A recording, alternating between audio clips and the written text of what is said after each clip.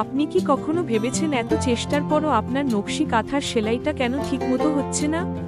Line বেঁকে যায়, design সুন্দর লাগে না, আর ফিনিশিংয়ে আসে না সেই সৌন্দর্য। আসসালামু আলাইকুম। দেশি হস্তশিল্পের আরও একটি নতুন ভিডিও নিয়ে আপনাদের সামনে হাজির হলাম।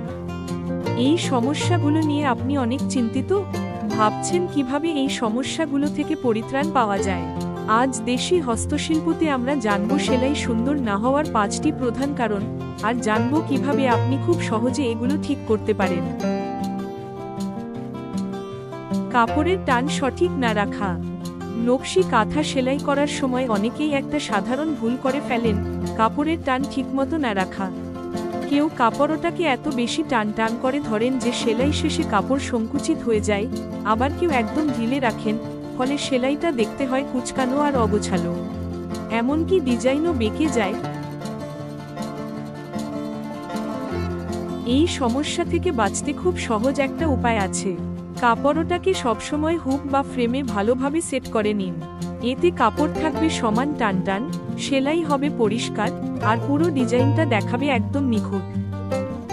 সুতো সঠিকভাবে না কাটা। নকশি কাঁথা সেলাই করার সময় অনেকেই ভাবেন সুতোটা একটু বেশি নিলেই সুবিধা হবে, বারবার লাগবে না। কিন্তু এটাই বড় ভুল। লম্বা সুতো নিয়ে কাজ করলে সেলাই করতে করতে সুতো ঘেটে যায়, গিঁট পড়ে যায়, এমনকি মাঝপথে ছিঁড়ে যায়ও। ফলাফল, সেলাই হয় কাঁচা, কাপড়ে টান পড়ে, আর পুরো কাজটাই নষ্ট হয়ে যায়। অনেক সময় আবার সেই গিঁট খোলার চেষ্টায় কাপড়েই দাগ পড়ে যায়, যা ঠিক করাও কঠিন। তাই এই ঝামেলা এড়াতে প্রতিবার 18 ইঞ্চির বেশি সুতো নেবেন না। এতে সুতো থাকবে নিয়ন্ত্রণে, সেলাই হবে মসৃণ, আর আপনার কাজ দেখাবে অনেক বেশি নিখুঁত। আলো ও বসার ভঙ্গি ভুল। নকশি কাঁথা সেলাই করতে গিয়ে অনেকেই একটা ভুল করে ফেলেন, আলো আর বসার ভঙ্গির দিকে ঠিকভাবে খেয়াল করেন না। অনেকে কম আলোয় বা ছায়ায় বসে সেলাই করেন, ফলে চোখে চাপ পড়ে, দৃষ্টি ঝাপসা লাগে, এমনকি মাথা ব্যথাও শুরু হয়। তার ওপর যদি কুঁজো হয়ে বসে কাজ করা হয়, তাহলে পিঠে ব্যথা, ঘাড়ে টান, আর হাতে ব্যথা সবই দেখা দেয়।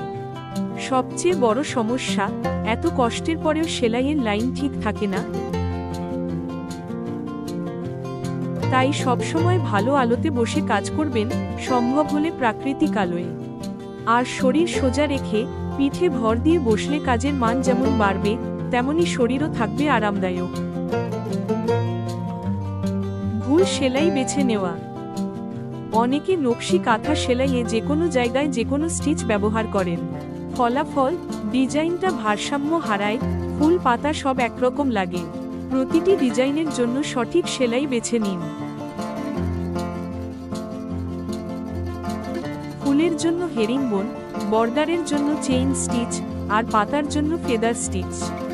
তবেই নকশাটা হবে সুন্দর আর জীবন্ত। ধৈর্য না রাখা।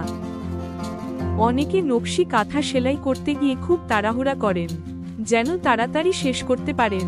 কিন্তু এতে সেলাই অসমান হয়, ডিজাইনের সৌন্দর্য হারিয়ে যায়, আর কাজের মধ্যে সেই ভালোবাসা আর প্রাণটা থাকে না। নকশি কাঁথা কোনো ব্যস্ততার কাজ নয়, এটা ধৈর্য আর মনোযোগের গল্প।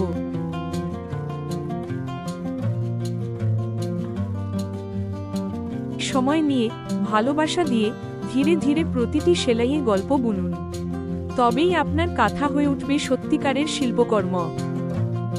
এখন দেখুন, এই ছোট ছোট টিপসগুলো মানলে আপনার সেলাই ও পেশাদারদের মতো নিখুঁত হবে। আর মনে রাখবেন, প্রতিটি সেলাই শুধু ডিজাইন নয়, এটা আপনার ভালোবাসার ছোঁয়া। এরকম নতুন নতুন ভিডিও পেতে আমাদের চ্যানেলটি সাবস্ক্রাইব করতে ভুলবেন না। ভিডিওটি ভালো লাগলে লাইক দিন। আপনার গুরুত্বপূর্ণ মতামত কমেন্ট বক্সে লিখে জানাতে পারেন। ধন্যবাদ।